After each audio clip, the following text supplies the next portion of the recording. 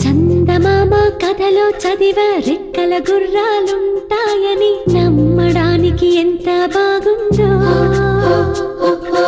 బాలమిత్ర కథలో చదివ పగడపు దేవులు ఉంటాయని నమ్మడానికి ఎంత బాగుందో.